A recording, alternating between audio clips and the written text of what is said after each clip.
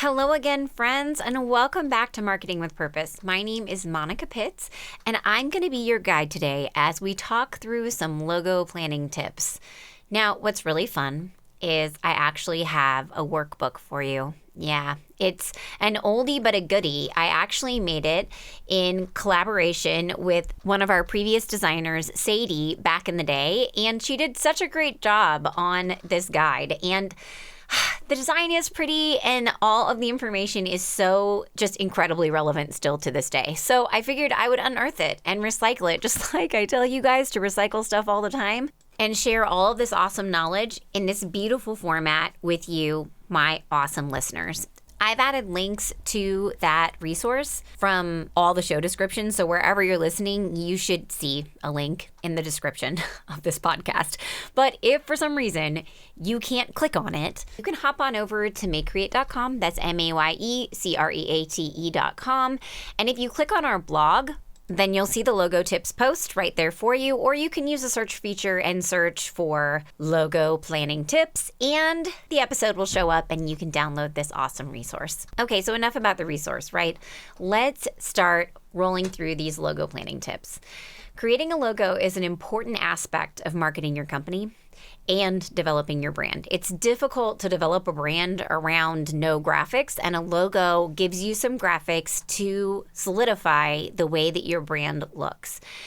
But sometimes it can seem daunting, and sometimes it feels like you know what you want, but you're just having a really difficult time expressing yourself, and you're going just through a billion rounds of revisions with a designer, and that ends up costing you money and time, and it just stinks. It feels very defeating, and I don't want that to happen to you. I want you to get an awesome logo, and I want you to do it in a reasonable amount of time. So we need to get our design details in order. So we need to do one of my favorite things, which is take something that feels daunting and break it down into a bunch of small decisions that you can totally make and feel confident about, which will then end up by making a bigger decision for you, which is what your logo is going to look like. So the things that you're going to make decisions about are your words, areas of emphasis, your fonts, letter case preference, icons, and your colors. And we're going to talk through each one of those things in this episode, so that way you know exactly what I'm talking about when I say those words, and you can express it to your designer when it comes time to make that awesome logo. All right, let's get to business.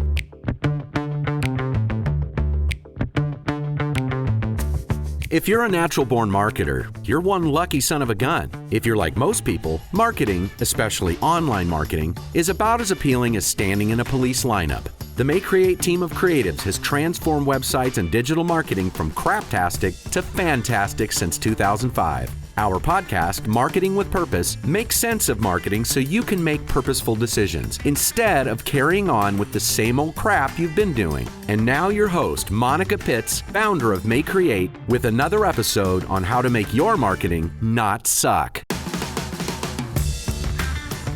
So I know that I just told you that you should download the guide to take you through this planning journey, but I also want to tell you that if you're thinking about designing your logo yourself, or if you're on a really strict budget and don't have a designer, you should really check out the previous episode, The Best, Least Expensive Way We've Ever Found to Get a Great Logo. Yeah, super long title, right? But you're going to go to the same place, mayecreate.com, MAYECREATE.com, or you can go wherever you're listening right now and look for that episode. It's called The Best, Least Expensive Way We Found to Get a Great Logo, and I give you two really awesome, inexpensive ways to get a logo. You can get it, lickety split, and that's what you need, right? An awesome logo. There you go. All right, so there's my last tip. Well, actually, no, I have other tips, obviously, because I just told you that we were going to go through all these tips to plan out your logo. So the things that we're going to talk about today are these 6 decisions that you're going to make about what you want to have out of your logo. We're going to talk about the words, your areas of emphasis, your fonts, your letter case preference, your icons, and your colors. So let's start at the top with 1, your words. We need to decide what words you want to include in your logo design. Now, on the surface, you're like, this is such a lame step, Monica, because duh, I want my business name on my logo. But I mean, like, hold up for a second, because you may not refer to your business as your full business name. If you refer to yourself as an acronym, or if you use a shortened name all the time when you answer the phone, or even tell people where you work, then you might not want your entire business name on your logo. And that's okay. You don't have to have your entire business name on your logo. It's completely okay. Give yourself permission to put what you need to put on your logo so that when people see it, they know it's you. If your name consists of like 5 different words and you always refer to yourself as an acronym, then I would suggest building your logo around that acronym. Then you can use the spot that you'd usually see a tagline on a logo, and you can spell out your entire name there. I'm going to totally throw my dad under the bus for a second. So my dad is the department chair for the Agricultural and Biosystems Engineering Department at North Dakota State University. Yeah, that's a mouthful, right? And here's the deal. He has started so many different programs. He used to work at the University of Missouri-Columbia, and he would start these programs that had just the longest names ever, and he would come up with the most clever acronyms for them. And so all of the logos that we designed for those programs were all centered around the acronyms, and then we used the long program name underneath, where you would usually see the tagline on a logo, to have the entire program name in there. So if you're one of those organizations, then please design your logo around your acronym. But if you always refer to your company as your company name, like we always call May Create. So on our logo, it says May Create. Even though sometimes internally we might use the initials MC to talk about ourselves, that wouldn't make any sense if we put that on our logo. Nobody would know who we're talking about. Other decisions that you might need to make with your words is, are you going to include your LLC or like incorporated or .com into your logo? If you're a completely online company, you might want to put .com at the end of your logo. That's totally fine. Now, if you are a brick and mortar company, it doesn't make sense to put .com at the end of your logo, even if that is your domain name and you want people to know it. Now, to those of you lawyers and accountants out there who really feel like you need to include LLC or Inc. at the end of your logos, you really don't unless you want to. This is a marketing piece. It's not a legal document, so don't feel like you have to put it on there, okay? Other words that you might want to include on your logo include a tagline. And not every logo that you design has to have a tagline on it, okay? If you don't have a tagline, it's okay. You do not have to make one up to have a complete logo. But if you do have a tagline, just consider whether or not you want to have it on your logo.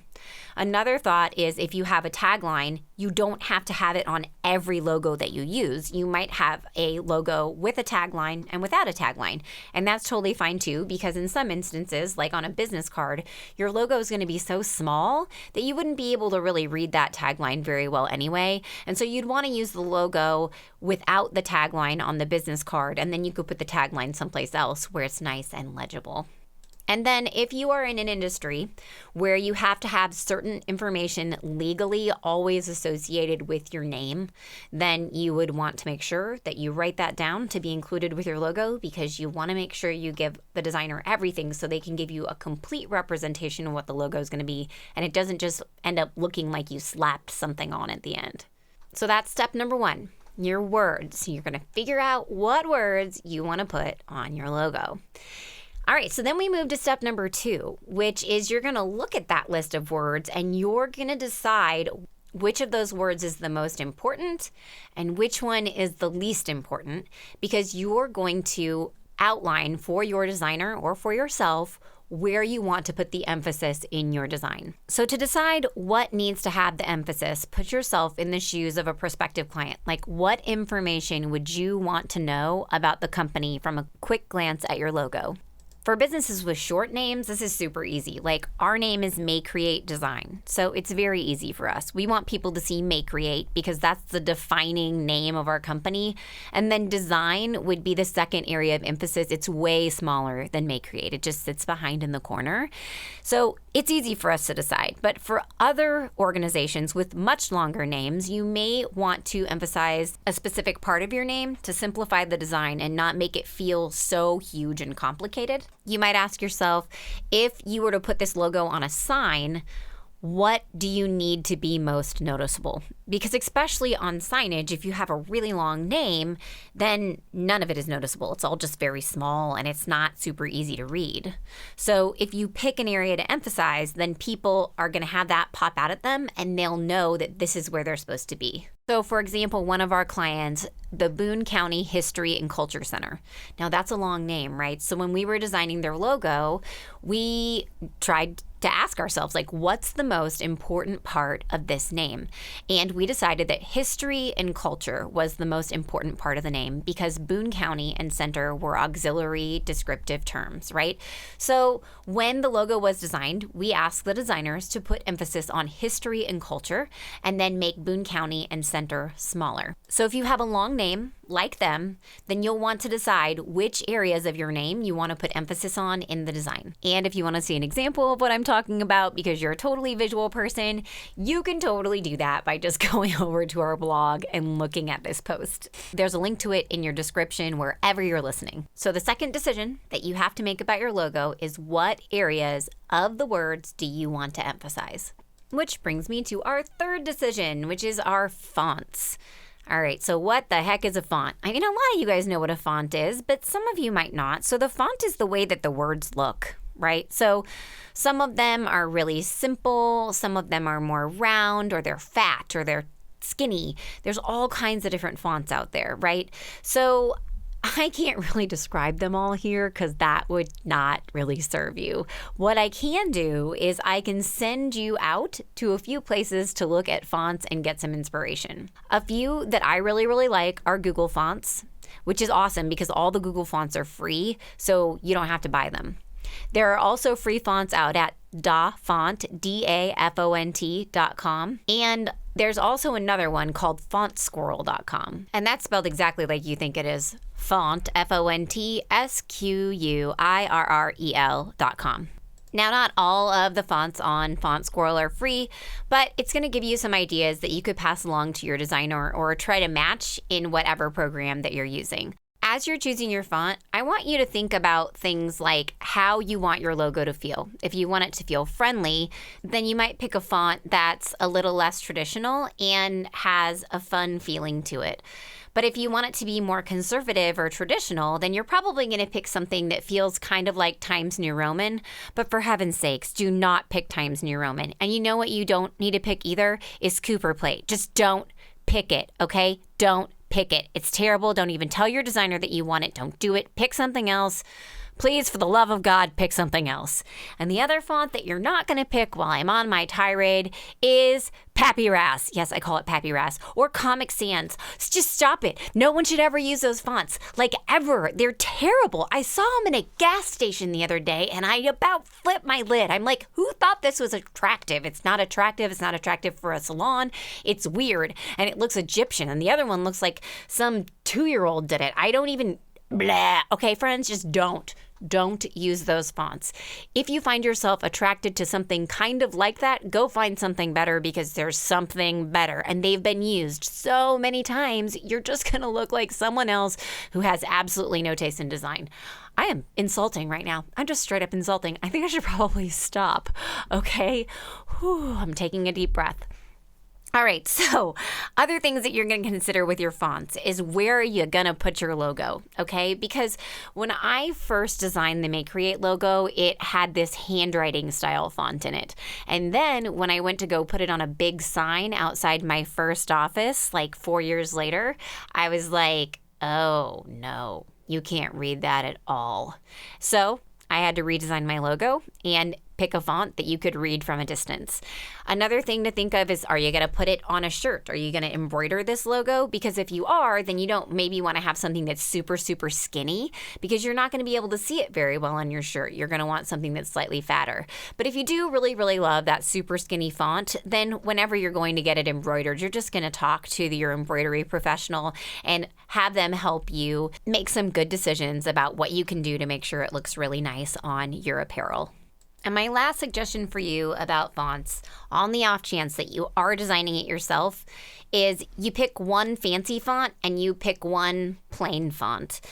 You should not have multiple fancy fonts in one logo design. That is overwhelming and it's not attractive. So that is the art director's rule, is you're going to pick one fancy font and then pick one plain font to complement it. And your fancy font is the thing that you're going to put your emphasis words in most of the time, unless it's hard to read, in which case maybe you should pick a different font. I don't know. Because that's a thing. Like, you may think that it's super, super pretty, but if you can't read it, it sucks. It does not serve its purpose. This is supposed to be a brand mark for you, and people should not have to think that hard when they read it. They should be able to read it right away.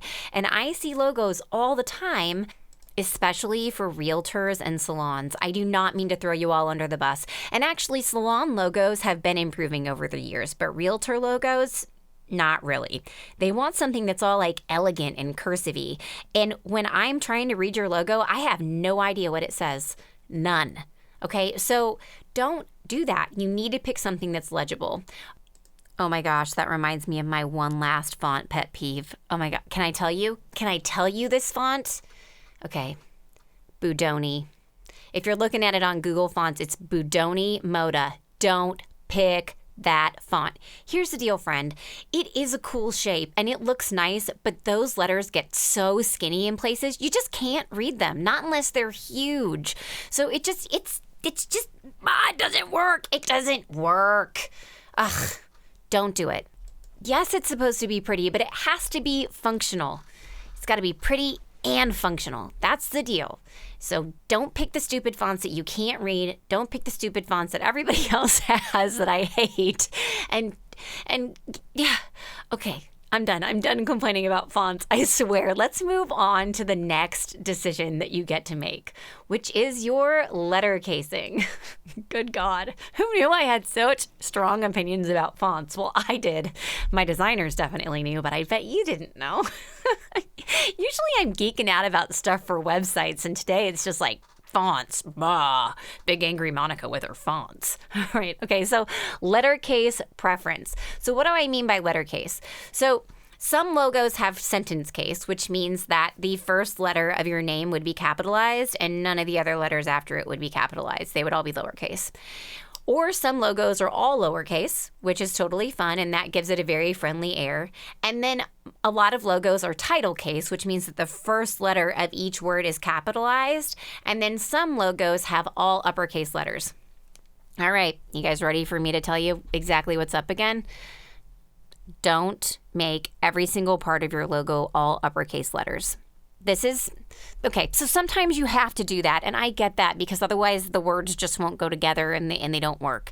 But I feel like it's a cheap designer trick. It's something that young designers do because they can't figure out how to make upper and lowercase letters work.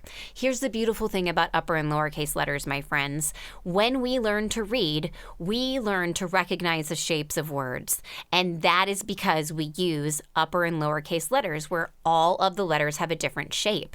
If your logo uses only uppercase letters, then what you've done is you've essentially created rectangles out of all of your words, and it's not easy to skim, and it has far less personality. But you see it all the time and time again, because it's so much easier to design a logo with just uppercase letters, because then everything is rectangles, and they stack so much nicer on top of each other. But I challenge you and your designer to at least make one or two examples with upper and lowercase letters, or at least do part of your logo in upper and lowercase letters. All right, see, there I am. I'm art directing you again all over letters. Who knew I had such strong opinions about letters? Well, it turns out I do, and I'm subjecting you to them. So give it a whirl. Give yourself the challenge. Can you create a logo for yourself that has upper and lowercase letters? Can you do it? I bet you can. And you know what? If you got to go all uppercase, go all uppercase.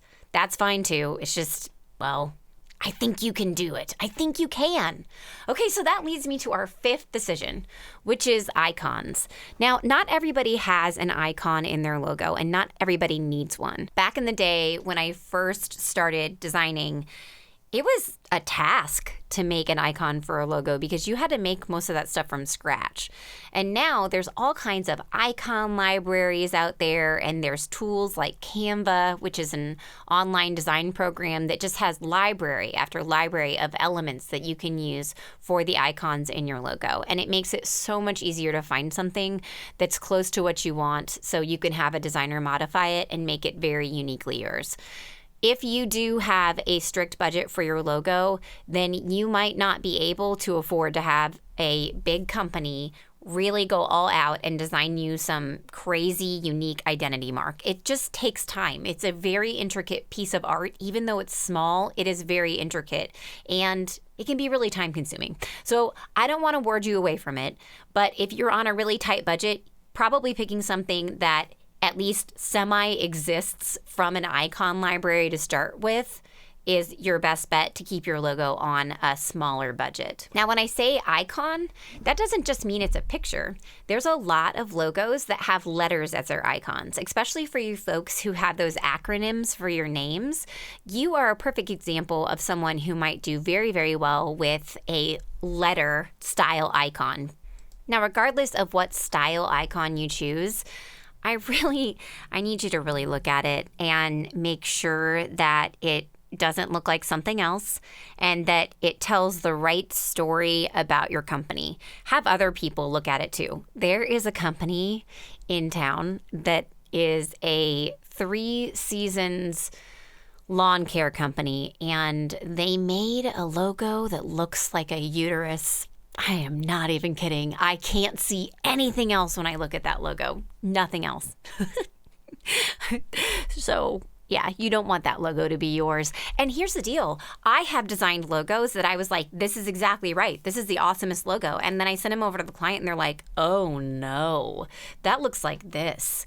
Okay, so that's why we have other people look at our logo icons to make sure that they don't look like something else to someone else. You want it to feel right for your company and tell the right story about what you do, not look like a uterus. Unless that's what you do, in which case, then yes, please make it look like uterus. But these people don't. They're a 3 seasons lawn care company. Okay, so the final decision that I want you to make about your logo is the colors. You might be lucky. You might already have brand colors, or maybe that makes you unlucky because some people's brand colors make them unlucky because they have to design with those brand colors and they don't like them anymore, which stinks. And if that's you, I encourage you to just take a step to the right or the left of those colors. So let's say that you have royal blue and you don't like it anymore. So could you take it a little bit more towards navy, or maybe take it a little bit over towards turquoise? You can really adjust the feeling of your logo and not blow up your whole brand by just taking a little step to the right or the left with your color and modifying it in your color palette. Now, if you're not sure what your color palette is, like if you're brand new, then that's kind of exciting. If that's you, then I want to suggest that you go out to designseeds.com. That's DESIGN-SEEDS.com. That is one of my designers' favorite sites to find color inspiration. We use it all the time. It's really cool. This person basically takes pictures and pulls all the colors out of them. And I find it's really inspiring when I look at it with clients because they're like, ooh, I like these ones together, but not that one color. Oh, and then I like this color palette, but not that color. And it really helps me understand what type of feeling they're trying to get across with their logo. I have had people tell me that they want the colors of their logo to be anything from the painting on their wall all the way to their upholstery. I've had people literally bring in swatches of fabric and tell me this is what I want it to feel like. And that is so helpful as a designer to be given those types of resources. So make sure that you're sharing that. Now, definitely consider the emotional responses that are created by certain colors. For example, red often evokes a sense of urgency or intense emotion, while green, on the other hand, has a calming and nurturing effect. And blue usually establishes trust. Yellow is energetic. So just think about what you want to say with your logo and make sure that you're using colors that are reflective of the type of energy that you want to push out. Another thing to think about with your colors is what industry your business is in, because we see a lot of repeated colors in different industries. For example, in the banking world, we see green over and over again, and we see navies, and we do see some blues as well. But if you move over into construction, you're going to see a lot of red and some yellow. Especially when you get into heavy highway construction, lots of yellow living over there.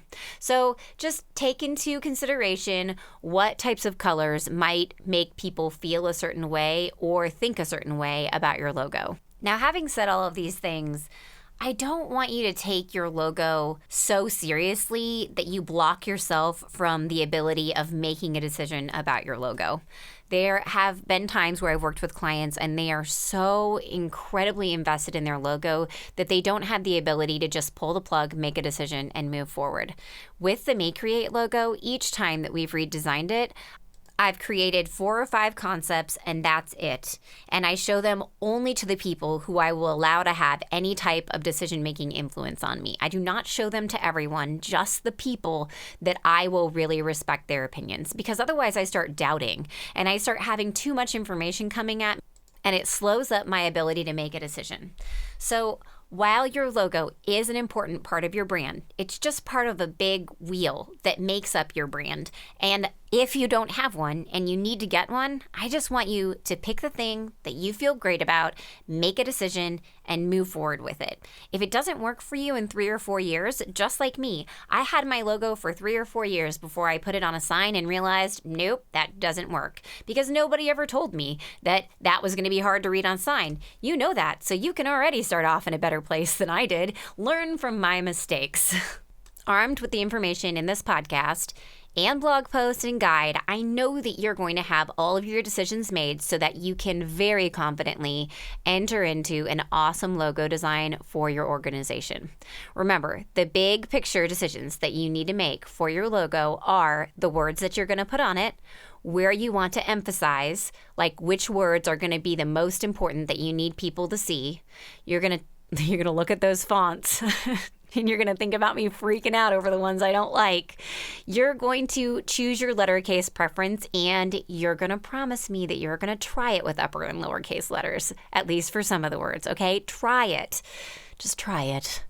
And you're going to think about what type of icon that you feel would really represent your business and illustrate what you do. And then last but not least, you're going to consider the colors and how those colors can tell a story about your organization through your logo. All right, friends, thank you so much for listening.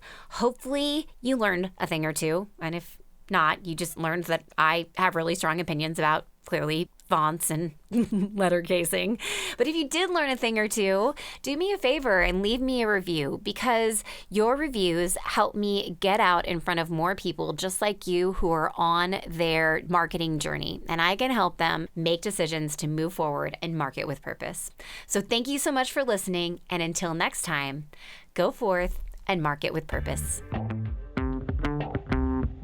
Thanks again for listening to Marketing with Purpose. Head over to maycreate.com, MAYECREATE.com. Yeah, you heard me right, MAYE create.com, for podcast notes and more resources to grow your business. Don't let your marketing suck. Get your pride on. Market with purpose.